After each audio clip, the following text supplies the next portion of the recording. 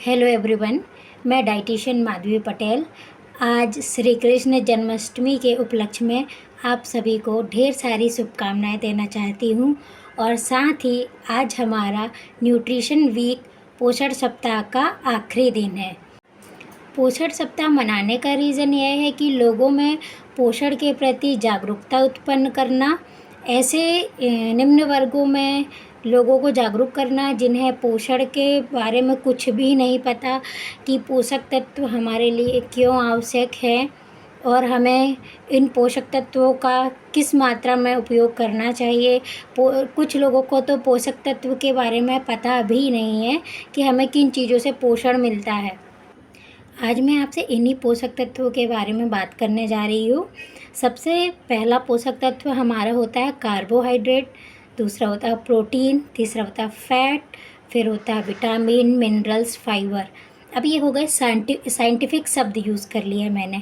अब मैं आपको नेचुरल घर के शब्दों से बताती हूँ कि हमें किन चीज़ों से पोषण प्राप्त होता है। सबसे पहले हो गया हमारा कार्बोहाइड्रेट में हमें हमारे घर में जो अनाज होते हैं, गेहूँ, चावल, ज्वार, बाजरा, ये सारे हमारे आते हैं कार्बोहाइड्रेट में। इनसे हमें एनर्जी प्राप्त होती है। ठीक है, कुछ कार्बोहाइड्रेट है जिसके साथ फाइबर भी हमें मिलता है। सेकेंड हो गया हमारा प्रोटीन। प्रोटीन का स्रोत, सबसे अच्छा स्रोत हमारा दाल होता है।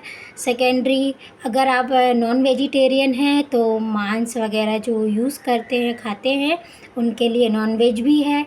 और अगर वेजिटेरियन है तो उनके लिए दाल सबसे अच्छा प्रोटीन का स्रोत होता है।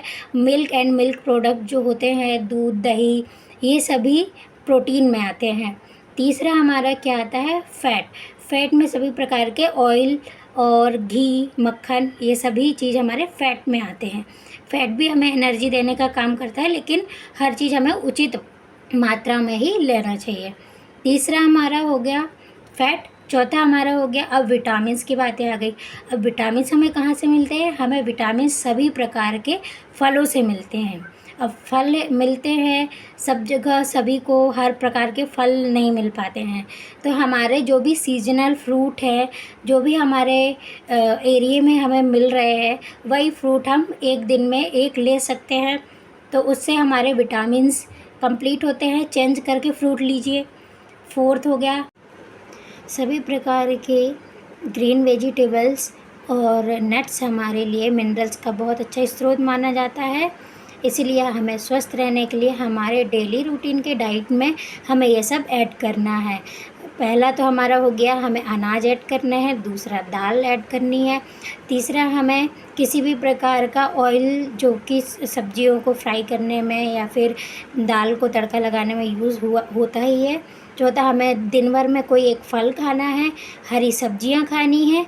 अगर हम ये सारी चीज़ें डेली रूटीन में लेते हैं तो हम बहुत हेल्दी हो सकते हैं। हमारे बॉडी में जो भी न्यूट्रिशनल कमी है वो पूरी हो सकती है।